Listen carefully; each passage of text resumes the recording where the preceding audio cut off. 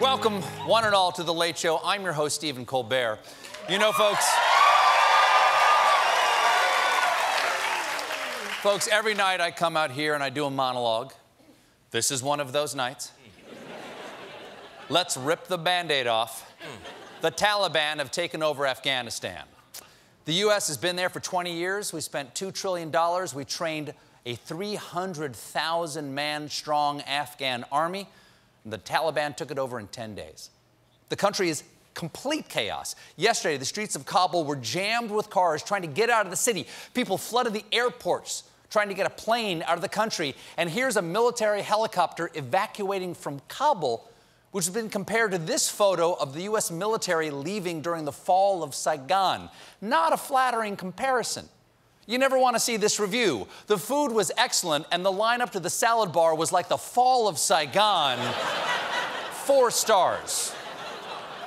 But that comparison was rejected by Secretary of State and man who looks like he's watching CNN right now, Anthony Blinken. This week, Blinken weekly said this on This Week.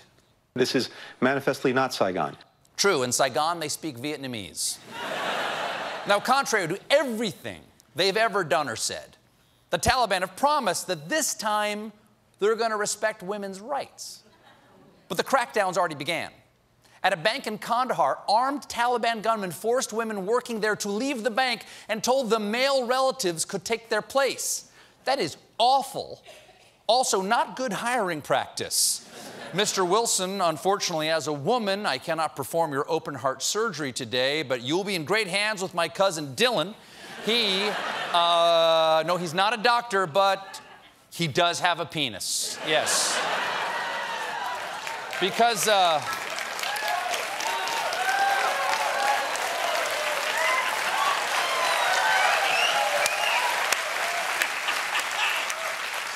Because he's the president, President Biden's getting a lot of criticism.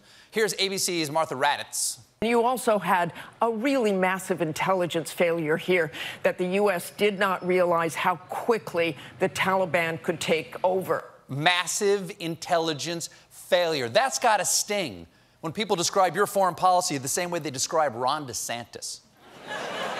Now, the White House tried to get ahead of the bad press by releasing this photo of Biden in a virtual meeting with top security officials. But all people could talk about was the fact that the clock showed the wrong times for London and Moscow, sparking conspiracy theories that the pic was staged. Come on, people, let's not nitpick. The only clock that matters is the one in Afghanistan, and it's just been reset to the 13th century. Plus, if it was staged, would they have put him completely alone at a conference table? Apparently, there's also been a rapid withdrawal from Joe Biden. He looks like the only grandpa in the day room watching Jeopardy. Jim, can we get a closer look at who he's talking to? Okay, there's Kamala Harris, the CIA, and JFK? I guess it makes sense. If you need advice on handling a complete airport meltdown, look no further than JFK. The Cinnabon in Terminal 2, like the fall of Saigon. It's 4 stars.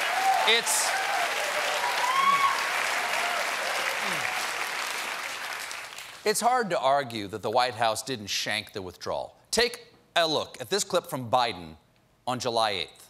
The likelihood there's going to be the Taliban overrunning everything and owning the whole country is highly unlikely. Wow. That is the most inaccurate prediction from a president since Abe Lincoln said, "See you after the play." Too soon. Too soon. Too soon. Too soon? Too soon. Too soon? Too soon. Too soon. Too soon. Republicans were quick to point the finger, including the former president who called on Biden to resign in disgrace over Afghanistan. Pretty weird to blame Biden for withdrawing troops when this summer he was claiming credit for it. I started the process. All the troops are coming back home. They couldn't stop the process. 21 years is enough, don't we think? 21 years. They couldn't stop the process. They wanted to, but it was very tough to stop the process. Yes, they wanted to, but they couldn't stop the process. It's Also how he describes the birth of Eric. Dad! Dad, it's your little quagmire! It's too late to withdraw from me.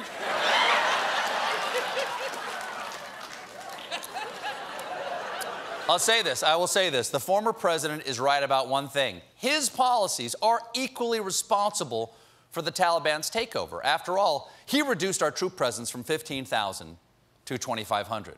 The ceasefire he negotiated was directly with the Taliban. He didn't even include the Afghan government.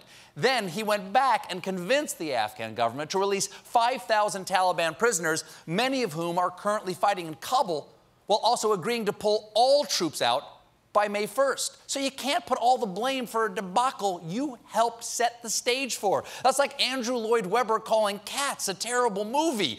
You wrote a musical with no plot. How did you think this was gonna end? Then, release the butthole cut. Right? Then, this afternoon, in the face of mounting criticism, President Biden returned to the White House from Camp David. Has Camp David been overrun by the Taliban? No? Okay, little victories. In the speech, Biden pointed out that our Afghan allies did not show the will to fight. Afghanistan political leaders gave up and fled the country. The Afghan military collapsed, sometime without trying to fight. If anything, the developments of the past week reinforced that ending U.S. military involvement in Afghanistan now was the right decision.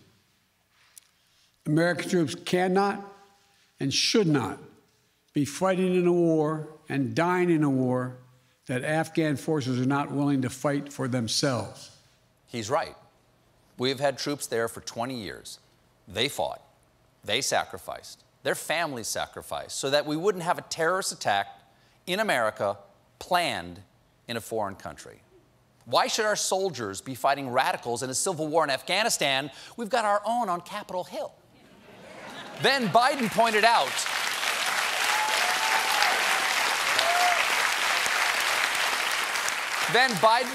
the U.S. did everything we could for the Afghans.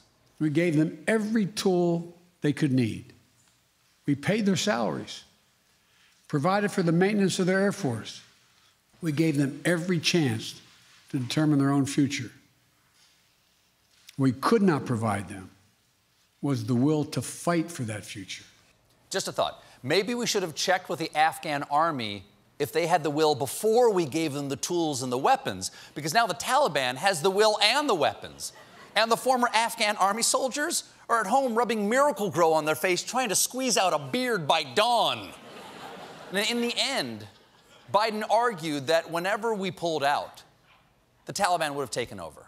The events we're seeing now are sadly proof that no amount of military force would ever deliver a stable, united, secure Afghanistan, as known in history as the graveyard of empires. What's happening now could just as easily happen 5 years ago or 15 years in the future. Yes, we've been there for 20 years. 4 administrations. The first 2, one Republican, one Democrat, said we must stay in Afghanistan. The last 2, one Republican, one Democrat, said, nah, it's time to go. And the American people agreed both times. As recently as last month, an overwhelming majority of Americans, 70% or more, supported Biden's withdrawal. 70%. Do you know how few things 70% of Americans agree on? I think it's this and extra cheese, which also often ends badly and faster than you planned. So, going in, bipartisan. Leaving, bipartisan. Or maybe even nonpartisan, because nobody wanted to own or touch this. For the last 10 years, no one has wanted to talk about Afghanistan. This talk show, what we do every night, our self-imposed mandate is to talk about whatever the national conversation was on a daily basis. Jim, play the sizzle reel of all the times I've talked about Afghanistan on The Late Show. So what's happening now is the responsibility of both parties and the American people who voted them into office. So children and convicts, you're off the hook. Also, thanks for watching. And maybe Biden's right. Maybe there was no good alternative. Were we never supposed to leave? Make Afghanistan the 51st state? They'd have better COVID numbers than Florida. So, in the end, you can make us accept that there was no good alternative, but you can't make us feel good about it. The only people who can feel good about this are the service members and their families who aren't going to see soldiers sent into harm's way for no reason that the commander-in-chief of either party can articulate. But there's one more thing. For the last 20 years, 4 separate administrations told the American people to care about the plight of all the Afghan people, especially the women. And we did care. And that's not going to change. All that's changed is that there's nothing we can do about it now. So pulling out may be the right thing to do, but it's heartbreaking. It's humbling when the right thing feels so wrong. And we got a great show for you tonight. My guest is CBS Chief Medical Correspondent, Dr. John LaPook. But when we come back, we're going to lighten things up with some news about COVID.